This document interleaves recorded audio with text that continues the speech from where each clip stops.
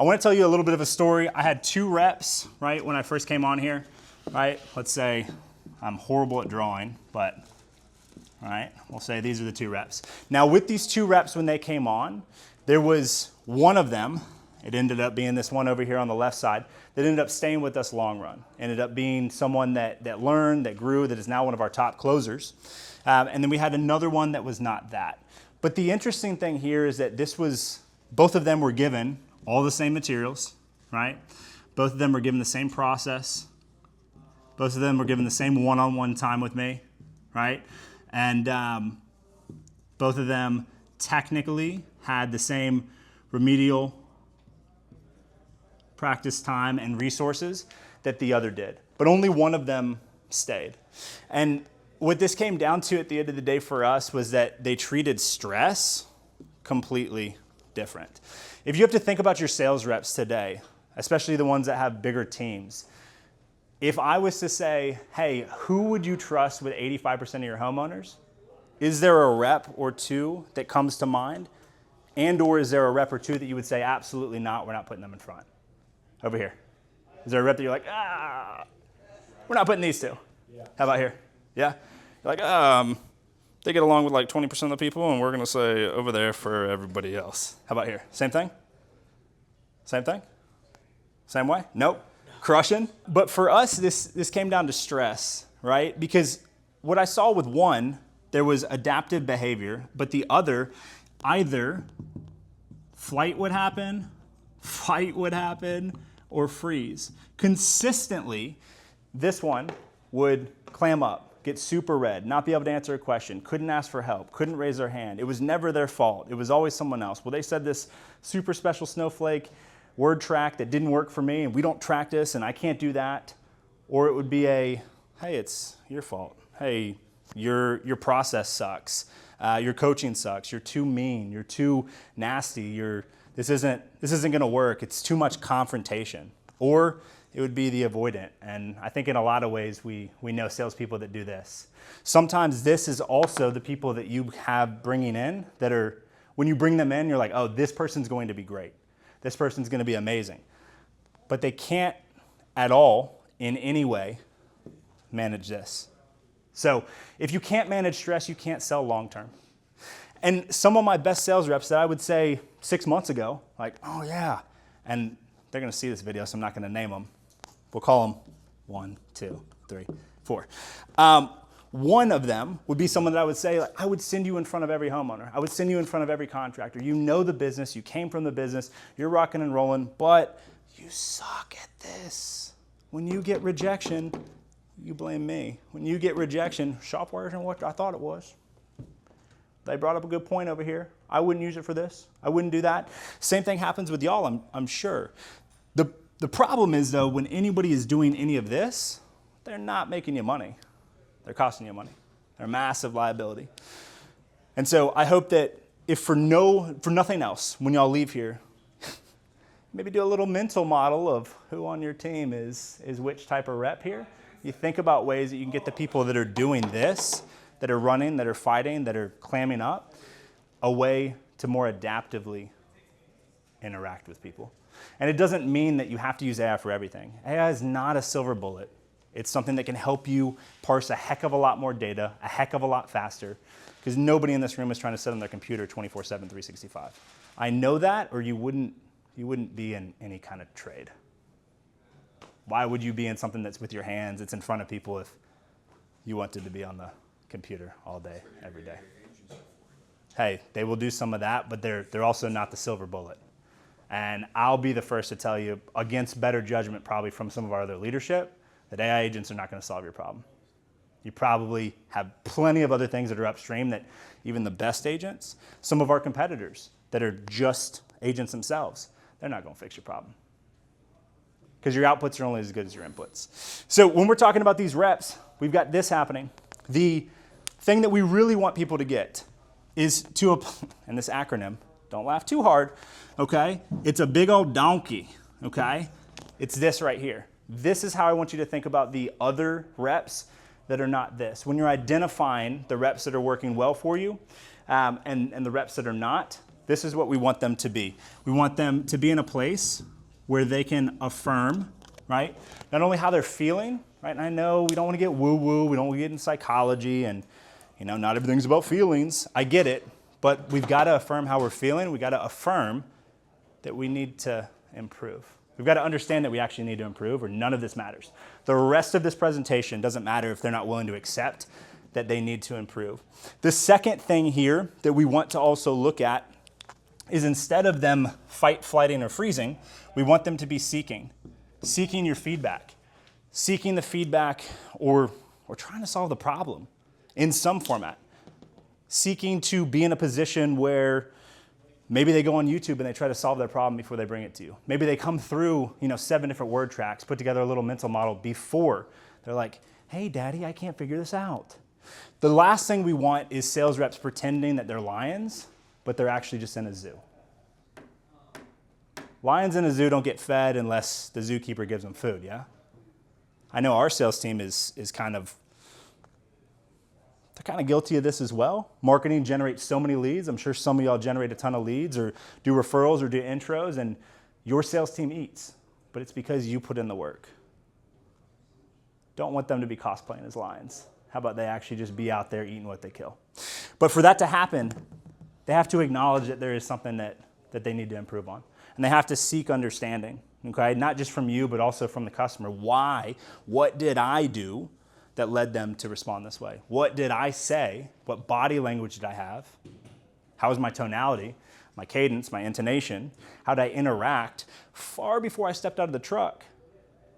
They caused this, right? And then the other thing that we're looking at, once we're trying to figure out what the problem is, diagnosing all of that, we're just trying to solve. And this is, at the end of the day, this is what AI is going to help you a ton, not with the first at all. AI is going to help you with the second, because it can parse more data than any of you can with your regular minds. Me as well. The bigger your sales team gets, the harder it is to look at data cross-sectionally, because you have more calls, you have more recordings, you have more emails, you have more texts, you have more conversations. And here's an interesting thing that most of the time happens. When people come on to our software, most of the time, 85% of their interactions with clients are not recorded. Who in here records calls? Records calls. How about live presentations? Right along in the homes. Cool. How about aggregates their text messages to one place so the whole team can see them? Cool. What about emails? Same thing? Anybody use AI agents? Pull the transcripts from those? Now, when you have all of that information, how are we currently processing that? We doing anything bigger? For CRM? No, just processing the data. Say you have 50,000 customer interactions. How are you deriving insights from that right now? So you have 50,000 customer interactions. Right. How are you taking that 50,000 and taking that into, hey, here's our number one issue, number two, number three? How are you doing that? Forget the CRM. Forget any piece of tech. How are we doing that? Are we?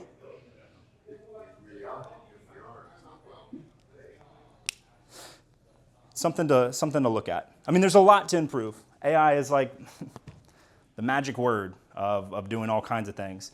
But I would say that the way that most people are recommending to use it is to replace people. And thesis here would be that you shouldn't be trying to replace people for it. You should be enabling your people that are this one, that are here, that are not here, to be far in excess of what they could without it. I don't have the time to have conversations with everyone and their mother across this many people. But what if, over the lifetime of me as a rep in your company, you had that many interactions with me, with customers, with other people on our team, and we could pull actionable insights from it that could actually help us train? Spent a lot on the intro here. Any questions on any of that? Anybody disagree? I'm all down for a combo, 100%. The difference between my two reps was that one of them went this way and the other went this way. And it was not without me falling on my face a quadrillion times, but it did work. And I've got a process that I would recommend that y'all use to go through this that is almost surefire going to help you win regardless of what methodology you're going to use for sales. What do y'all use? Does anyone use Adam Bensman's SLAP? Anyone use Top Reps Conversational? Anyone use Jeremy Miner's NEPQ? Alex Hormozzi's Closer? What is our sales framework that we're using? SLAP? Okay. What do y'all use? Spin selling? Right. We have another one called Success. Who's the author of that? Also could be adapted. You could be like, James, it's ours. Like, that's fine. I'm just curious. Cool? No? Do y'all follow one? No, I'm following. I'm just like, we don't really have anything besides like one-on-one. So your training, your remedial and your training is like this instead of like this on the sales side? We have some good things, but then it's more one-on-ones to figure out where you're falling short. Got it. Scott, what about you? Do you use a framework? We use Slack for communication. That's about that. And we just have weekly meetings up too. Awesome. Yeah, framework of sales. If you were like, hey, you bring a new rep on, what is the methodology you're putting them into? Here's how we do discovery. Here's how we do consultation. Here's how we do pain. Here's how we pitch.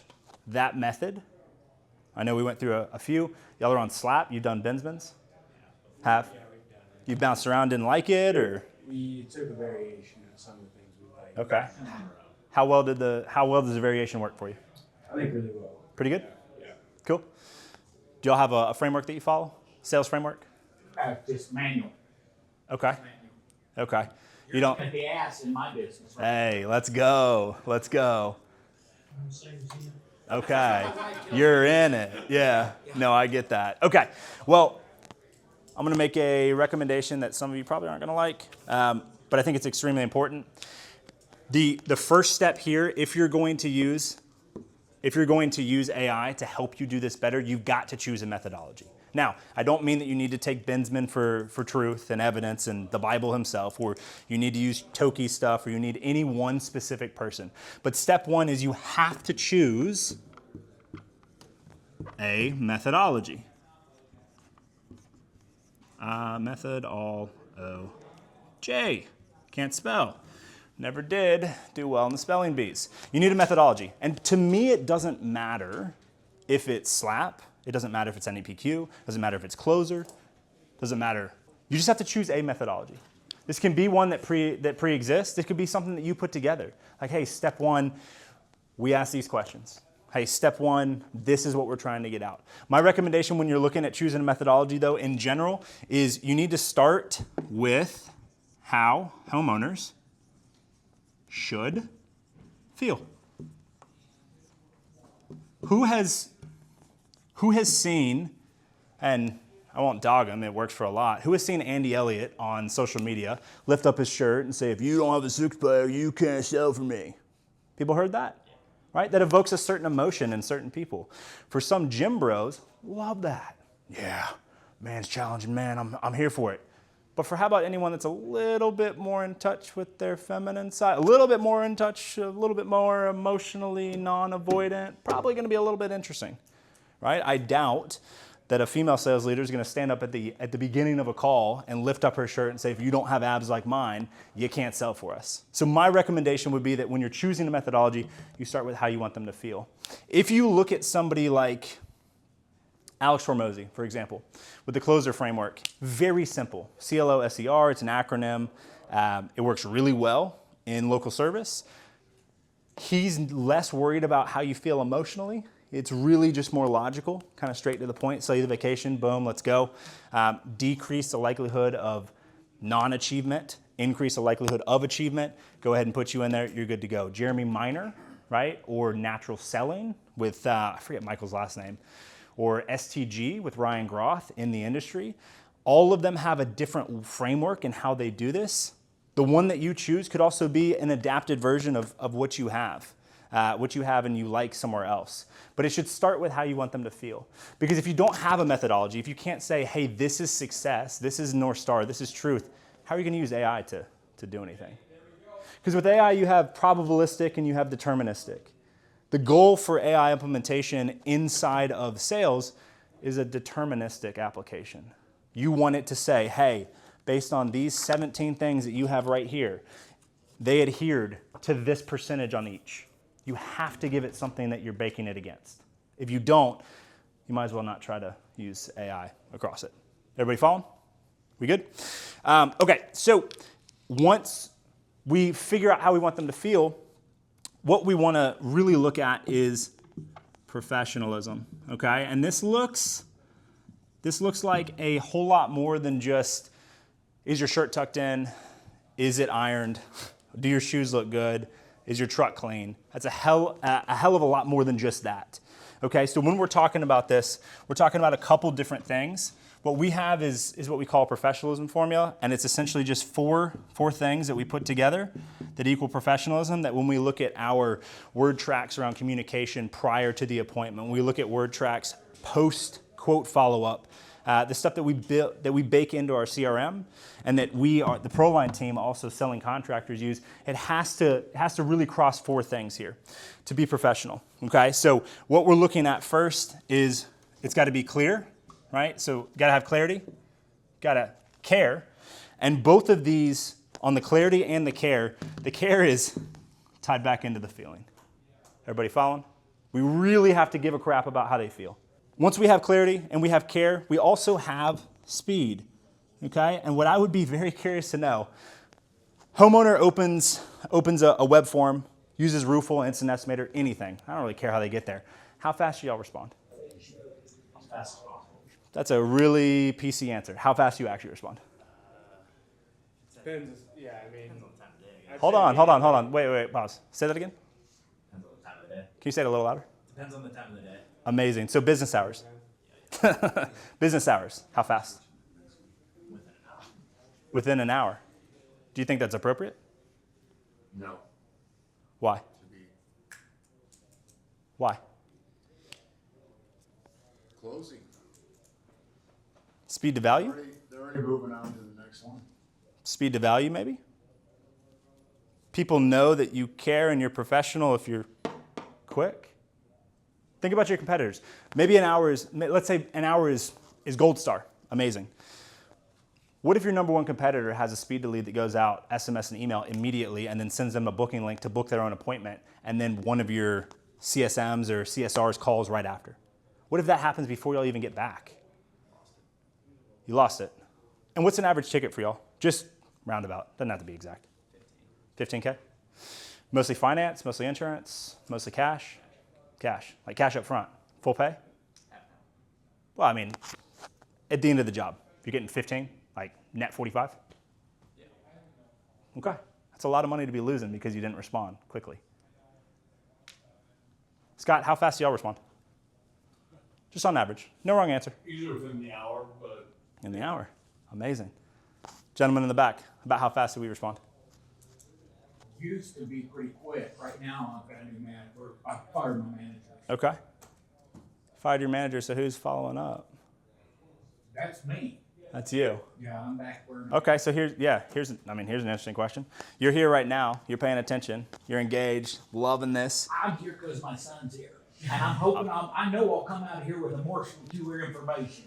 Well, and we'll give But you I'm as much as you 60 need. to 80% closer, so. I hear that. You said up to this point, I'm just sitting here going, yep, Uh-huh. yep. Uh-huh. Or maybe not. Well, perhaps. But the only point that I was trying to make on that is that if you're here and you're engaged and you're having fun and what have you, and that phone rings, or your I turned it website off form. for you, but I did leave it on. I mean, I turned those rings Yeah, off. you can. If someone fills out a web form, where does that go to? Goes right straight to the office. Okay, it doesn't. I'm running some software, but right now Yeah. everything is hodgepodge. We went with Like Acculinks. a bunch of different stuff connected. Well, yeah, we were hodgepodge. I hired a young man with Yep. the Acculinks Mhm. and started setting everything up. And right now I've got a new bank account. And Okay. he got in there and got me hard. Okay. So All right. we're moving to Roofle. Okay. It is what we moved to. I like Pete over there. I like Nick over there. I like Matt over there. Solid group. I don't know any of their CSMs, but I know some of the middle leadership. Good spot. How fast do we respond? Web form comes onto your website right now. Fills it out. How fast do you respond? 5 minutes. It's automated, or you're going to call? Okay. Has it? That's why I'm interested in AI, because right now, if you email me at 10:30 at night, I'm sitting there with a laptop and I'm talking to you. And I love that commitment. But how many people are you? How many people? That's my point. Yeah. That's why we're talking AI. 'Cause Absolutely. I think we all know it's harder to put somebody in that office you can trust. Yes. You know, They have to it's adhere hard to to. get somebody in the field, but Yeah. in the office, Mhm. you know, that's getting in there tight. So Absolutely. we're trying. I mean, trying is good. It's a step. It's a step closer for sure. The only reason why I really want to hammer this on the speed, and thank y'all for playing, is that your best closer is not your team. You as the super special snowflake unicorn, which I would say that in a lot of ways I am for our team too, that's not the standard. All the owners in here that give a daggum all the way to the end because you own the thing, that's not our team. How can we make the crappiest sales rep on our team have the highest likelihood of achievement? It's by representation of your brand professionally and using tools to do so. It's not a silver bullet, it's 1,000 golden BBs. Okay? So once we do have speed and we do have clarity and we do have care, the other thing that we're looking at that is extremely important, and I think it's interesting that you bring up the 10:30 conversation, because the next thing here is consistency. Most of the time, y'all can do this in business hours, when you're not with your wife, when you're not with your kids, when you're not at baseball, when you're not catching up with an old friend at the bar. But can you at 2 o'clock in the morning? If a homeowner raises their hand and they want an instant estimate, and you have an instant estimator, and you give it to them, but then you do no communication after until the next day, who are they going with? Not you. That's it. There's a lot of instant estimator softwares out here. Roofle's here. There's Quick Quote. There's Demand IQ. There's a handful.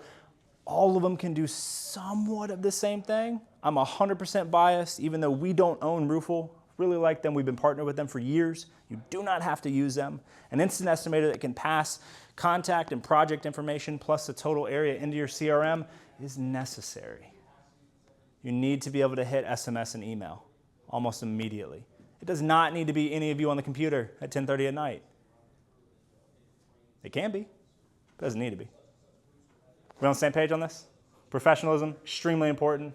I'd break it down 4 things. You can break it down differently. You say, James, that's dumb.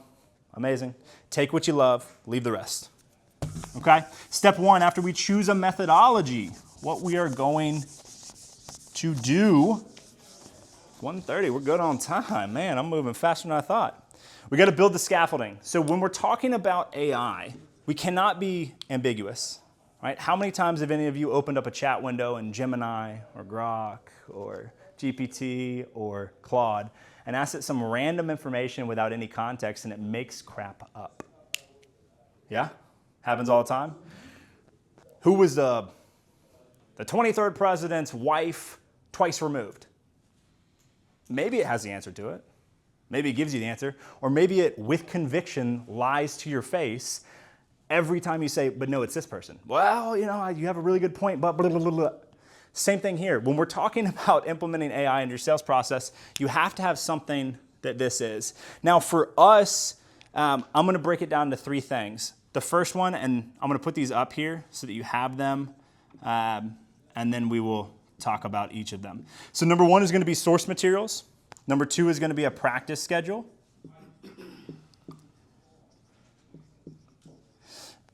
And then our number 3 here is going to be accountability. And I want to look at source materials first. When a new sales rep comes on for any of your companies, what do you give them? How do you show them what success looks like? Anybody? Pretend I'm a new sales rep at your company. What would you give me day 1 on how to sell? Right on with someone that's been successful so far. How do you define successful? Well, you can't always put a dollar sign on that, can we? Perhaps. Reviews, Reviews of what? The relationship that one of the reps has given the customers. Yep, I love the fly-by manager stuff. That's helpful in a pinch. I like it. What would you give me if I started in your company today on sales? You don't know anything about my sales. You just know I got the attitude, I've got the aptitude to figure it out, but you're gonna set me up for the best success. What are you giving me day one? Scripts for what? Door knocking or customer interactions. I mean, we've done role plays in the past with new, Yep. sales reps. Like they said, with someone, I would judge it more off a close rate because I've sat with everyone we work with. Sit close or offer close? What do you mean by that? Sit close or offer close. The percentage of people that they close that they show up to the door with and pitch, or the amount, so on the offer side, or the amount of inspections, like gross inspections to gross sales. Which one? I would say gross sales, but you can kind of go off of both. I mean, how many people have you been able to get an inspection on through a door knock? That's still, a close rate in my eyes. How many people have you signed for a new? That's a close rate. Hold on, pause. How much money do you make from them doing an inspection? It's hard to gauge. It could be a month from now. Well, hold on. No, we're talking about hard numbers. How much do you charge for an inspection? Don't charge. You don't charge for an inspection. So how much money do you make from an inspection? No money. Hell yeah. No money. I'm glad we're on the same page. Do y'all track this data? Do we track offers? Do we track closes? So I come into your business. You're going to set me up for the best that I can the next 90 days. What are you giving me today that you already have? Not that you have to create. What are you giving me? I heard scripts. How many word tracks do we have for what scenarios? Doors, calls, re-inspections? Right now we just have doors, I guess. Yeah. Just doors. Yep. Okay. What about here? As far as how we're tracking it, or? No. You're going to give me a packet of success. You're going to say, James, coming into our company, all of this is going to be helpful for you. What we've done in the past, we'd do ride-alongs. Yeah. And then, first, you're gonna be able, you're not Mm-hmm. gonna know.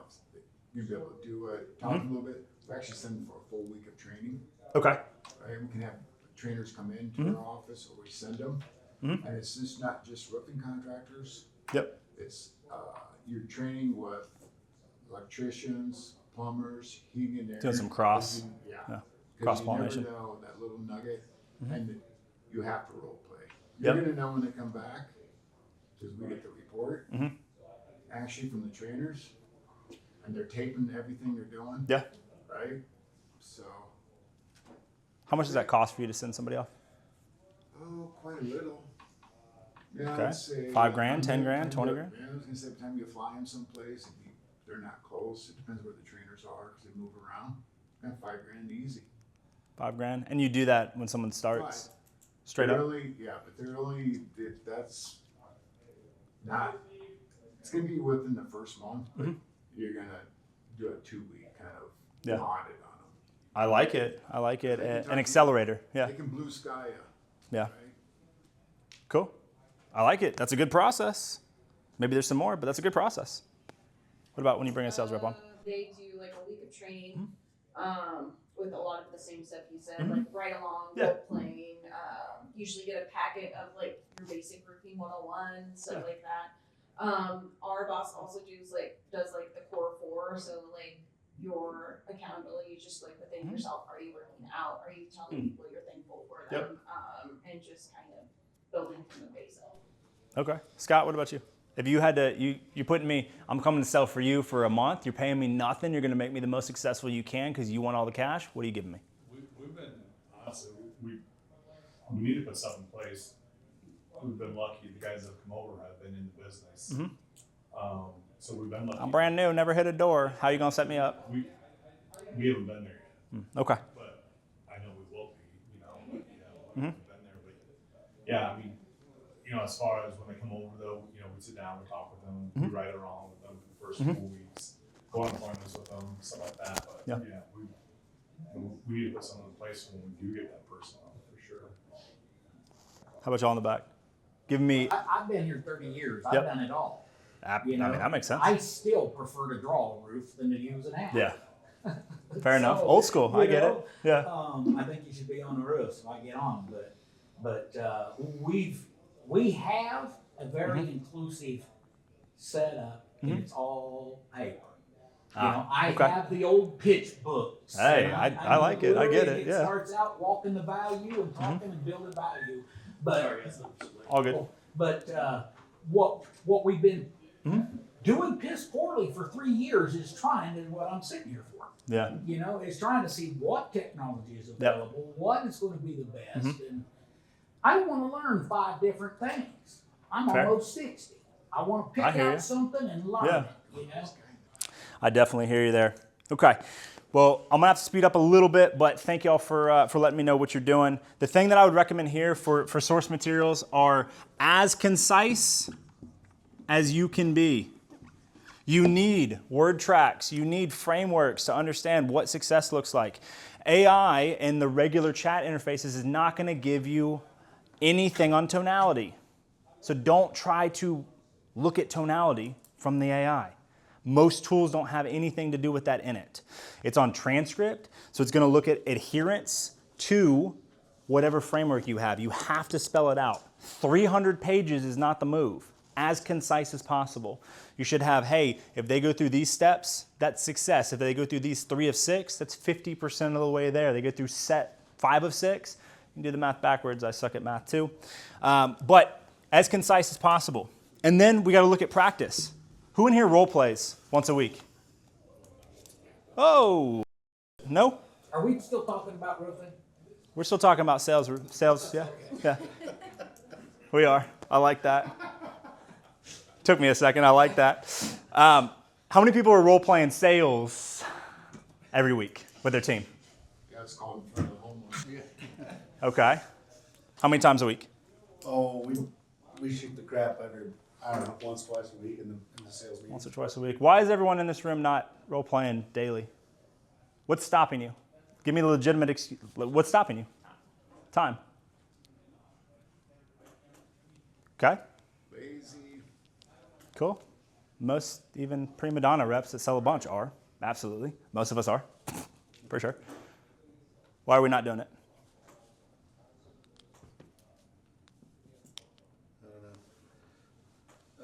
I have a hard time. I mean, like I said, we'll do it, but it's never the same as you would be in front of a person is kind of the way I always looked at it, and maybe that's just another excuse. Where does that belief come from, though? It's never as good as doing it in front of somebody. How long have you been in the business? Jeff's been in business 32 years. I've been with him 11. Amazing. So you know how to sell at the door? Oh, absolutely, yeah. Amazing. So why can't you be that homeowner to all of your reps? If you know it so well, why can't you be that? Why can't you give the exact same word tracks that they give you? Why can't you be the person that plays homeowner better than anyone? Or 30 years is crazy. Why can't you? If your reps are not getting the practice that they need, that's a you as an owner or sales leader problem. That's a you're lazy, not them. If you don't have infrastructure for them to learn from the people that have done it, and you just expect them to be you, but maybe 11 or 30 or 20 years or 50 years or whatever, and they're a year in, well, how do you expect them to be anywhere close to you at all? You're expecting them to be you without the experience. That's called grifting. There's a lot of it in this industry. Not so much on the contractor side, but on the people that sell to the contractors. A lot of people saying, I've done this, that, and the other. You got to have a practice schedule. My recommendation for this would be minimum 3 times a week in a structured format, right, for 1 hour. And this is going to be in whatever your people are sucking at most. Look at all of your transcripts, all of your conversations, all of your no's, all of your maybes, all of your, we need to think about it, and practice 3 times a week minimum. Perfect world would be 1 hour a day as a group, every day, Monday through Friday, except for major holidays. Whenever your people have off, let them off. Don't do it on the weekends. Your killers will do it on the weekends if you start doing this, though. It'll happen. You're going to see a massive difference between the people that are really winning and the people that are really not, unless you have people that are prima donnas. And everyone in this room probably has reps that are prima donnas, that think that process doesn't apply to them because they've always sold this way. They can throw their blindfold on, put their feet up. They can have socks on and dirt all over their shirt, and they can still sell because they just know it. That's amazing. But if you're letting that happen, then your new reps are looking at that and saying, well, if he can do that, well then, like, I could probably undo my shirt. I could probably not worry about having my boots shined. I could maybe, man, I don't have to worry about shaving. Everyone's got different processes and everyone's got different standards, but the practice schedule is number one most important here. You've got to give them places to improve. So source materials, as few as possible. I would not say 45. I would probably say 10 to 15, which includes a roll sheet, by the way. And I know you're like, roll sheet? What do you need a roll sheet for? You need a summary of success. And I cannot spell, so forgive me. And then you also need OKRs and KPIs. KPIs are the numbers that you're holding them to. Objectives and key results are the objective that they have, the key results that must be there for you to hit that objective. The KPIs are the actual numbers, okay? If they don't know what this looks like, how is it anyone's fault but yours that they're not winning? If they don't have the source materials, including a roll sheet of success, and you don't let them practice, you don't put them in a position to better themselves, what are we doing? It's almost as good as not doing it, right? And that's really what most people do. Now, the accountability, and I'm going to speed run this last 12 minutes, but the accountability here, number one for everyone in this room, is to just start recording everything. You don't need to use some super special AI tool, use Plaid, use Zero, use Real. You don't need to do any of that costs $2 quadrillion. Record it on your iPhone, record it with Otter or Granola or something. Record your interactions. If you're in a two-party state, you legally have to tell them. So tell them. If you're in a one-party state, you do not have to tell anyone. We're a one-party state. It's going to be up to you. I'm not legal. This is not advice. I'm not an attorney. You're not going to come back at me. You do what makes sense for your state, but you got to start recording stuff. With the experience that y'all have, if you had a rep that was just struggling, maybe they're telling you, homeowner says, oh, they're going to wait, but y'all listen to the full interaction, probably going to figure out what the heck is going on. But if it's not recorded, how do we do that? Then you're just taking your sales reps at face value of what they say. And remember, all of us, no one in here likes to be challenged. We like a challenge maybe, but nobody wants to be challenged, their manhood challenge in front of everyone. Nobody likes that. So why would we recount what we ran into as anything but the thing that feels better for us? Some people are not, this is not going to apply to. Some people are going to be ethical and own it, get up on the cross themselves and yeehaw. Most people are not, though. Most people don't want to be embarrassed in front of people. This practice schedule in front of people, recorded live in office or on Zoom, will help them flex the muscle of being comfortable with accountability.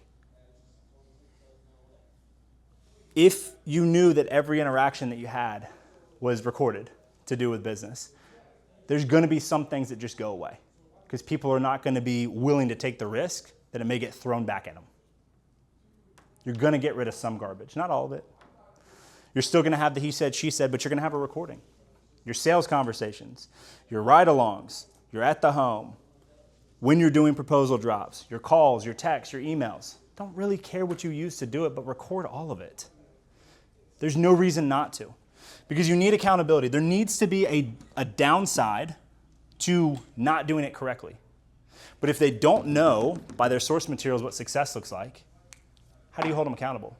It's just a toothless argument. Oh yeah, if you don't do this, if you don't get me, 1 million a quarter, I know that's a crazy thing to say, but if you don't get me 1 million a quarter, you're fired.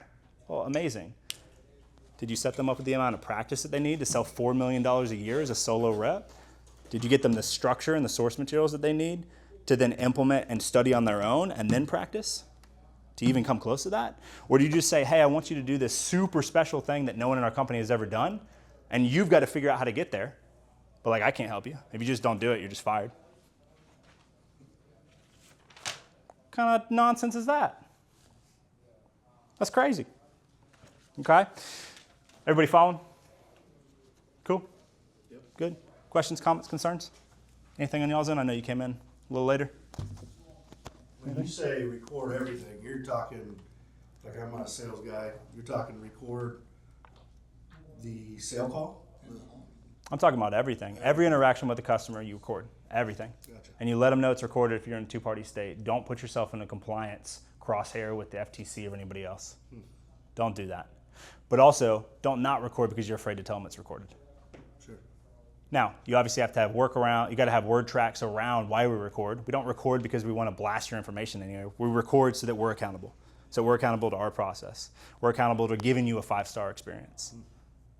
And if we fail on that, we need to be held accountable, and we cannot do that unless they can hear our combos. Got it. But it's uncomfortable. And anyone that's been with you for a long time that doesn't do this will not like it. We had 2 reps quit when we started recording everything.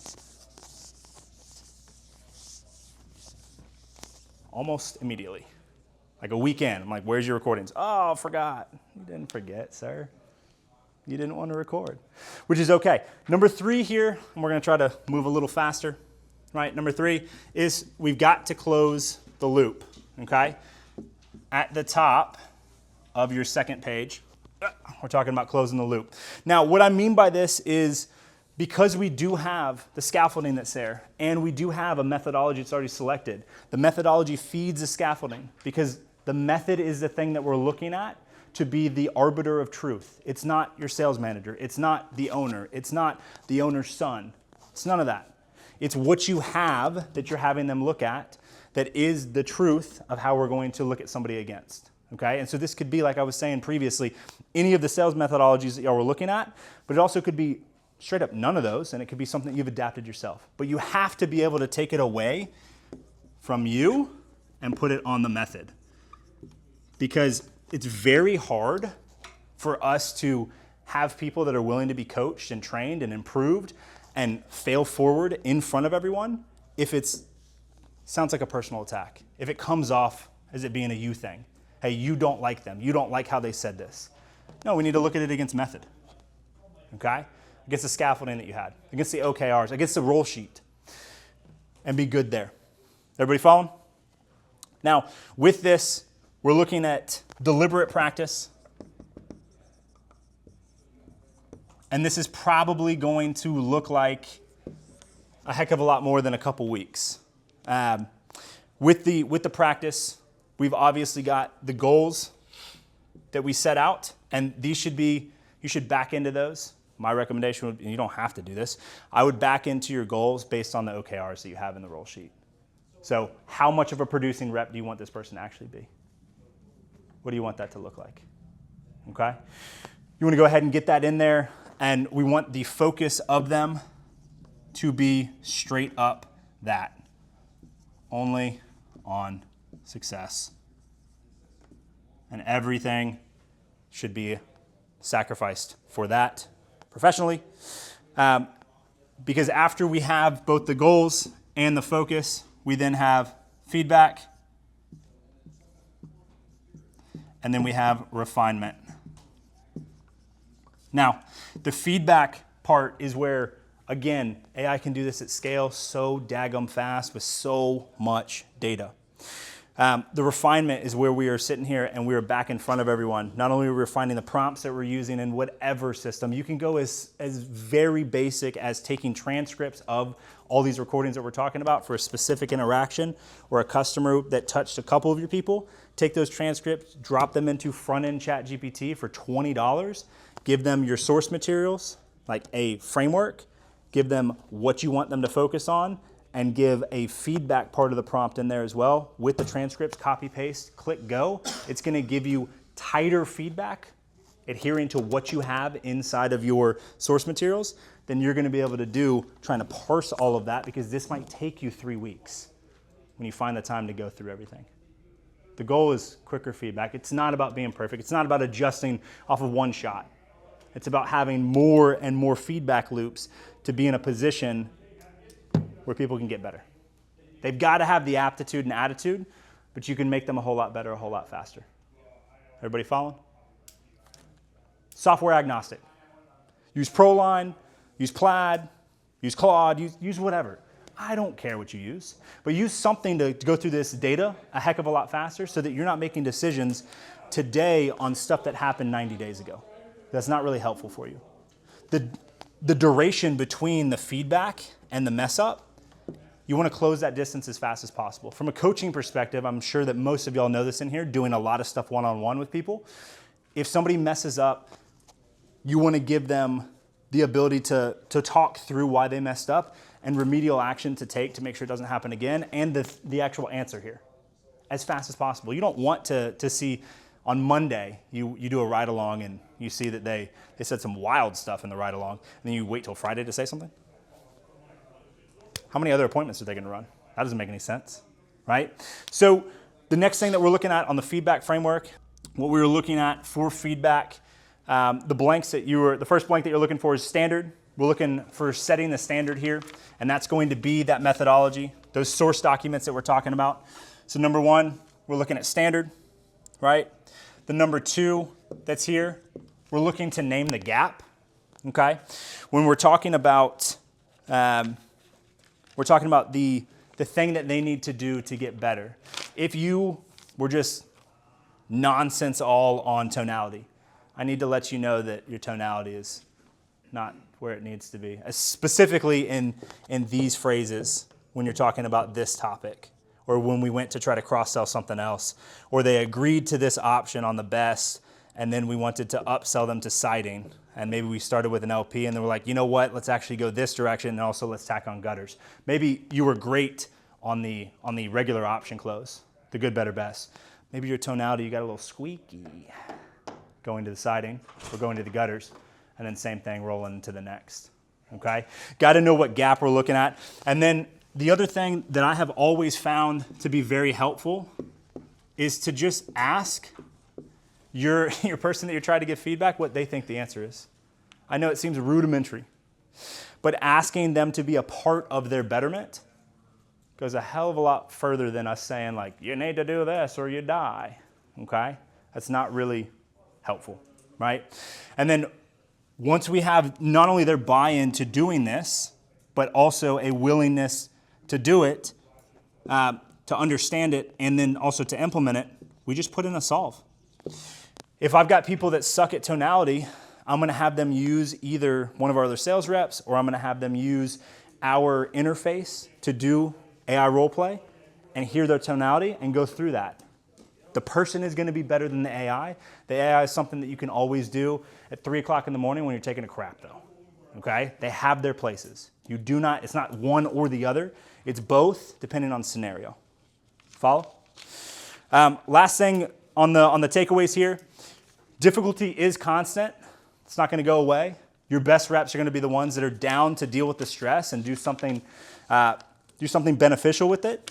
The response is always going to be variable. From homeowner, to your point, what's your name again, sir? Bryce. James. Bryce. To your point, the homeowner is going to be somebody that is the best person to role play with, right? Technically speaking, because there's entropy. There's other stuff that can happen. The response that you're going to get back is variable. However, if you look at it against your methodology and your source materials and you practice scenario-specific role plays, well, you can just use the appropriate tonality on the front end and get the same answer every single time. You can decrease variability by controlling the inputs. You can't do that if you don't look at this data, though. When you're doing transcript analysis, that's going to be another layer that you as a sales manager is going to have to do. Because again, unless you're piping it into a tonality tool, you're going to have to go listen. You're probably going to see correlation, not necessarily causation, but correlation between where they mess up transcript-wise and their tonality in the actual recording. You have both. You should use both of them. Now, the other thing to look at here is we're literally just talking about using AI in a roundabout way here to just increase the speed of feedback. That's the way I would use it for sales. I would not try to replace your sales reps. You can use AI agents. We do have them. So does every other company. I think they're great for after hours and forwarding and emergencies. They're wonderful for that because none of you are up 24 hours a day, 7 days a week. I would not try to replace your sales reps with them. I think that's a poor and misuse of AI. You may fundamentally disagree, and I love that for you. We can agree to disagree. I would not use them for that. They can be used for that, but I would say that you put it back on your sales reps to be better and have them help your sales reps or help you sell more. Cool? We're on board with that. Now, the only other thing here is that last on the 3 takeaways is that your feedback. You have probably a lot of reps, similar to how I have in my career, that hit plateaus. They go hot, they go cold. They go hot, they go cold. They seem to like blow in the wind sometimes. And it's because they don't have any feedback. They have nobody that's giving them coaching. They have nobody that's looking at like, hey, Jimmy, you're really great to this, but then I don't know if you like crapped your pants or what happened, but like this is what's happening every time you get to this point. So maybe in your 3 times a week or once a day, maybe you need to role play with the whole team. Just because one person is dealing with something doesn't mean you stop the training for everybody. You may have one of you that's amazing at pitching gutters or siding, like just amazing. Maybe it's product knowledge, maybe it's your transition is so smooth and everyone else sucks at it. That's okay. Why not take some time, get the feedback that, hey, rep 1, 2, 3, 4, 5, 6, 7 is dealing with this and needs some help, and then let's implement a plan and the whole team, including your sales managers. If you are the owner or the sales manager and you don't let your reps see you mess up, you're doing yourself a disservice. A lot of times my sales reps, when I haven't gotten in there and role played with them, put me on a pedestal, which I think is silly. But it's easy for us to do when you don't have interactions that are peer interactions or can't be peer interactions. In training, I jump into the role play. I'll jump in as prospect. I'll jump in on the other side. And I know that that's a little scary. You're like, but I'm the sales manager, but I'm the owner, but I shouldn't do that. I would recommend you do it because oftentimes you're going to be better than them, but you're going to be able to handle the situation with grace and show them something that you just know because you've done it so many times. Your ability to spot pattern recognition, to recognize patterns is far in excess of what theirs is. Give them some of that goodness. You own the company, by the way. You make more money. So, tons of other things that are in here. We're not going to go over anything else today. I really appreciate your time. This at the back, this is a lead magnet, which is a further expansion of what we talked about here, plus a step-by-step way to implement this regardless of what software you use. Take this. It is yours. It is my gift for you being here. I really appreciate your time, and I hope to see all of you again. Appreciate it.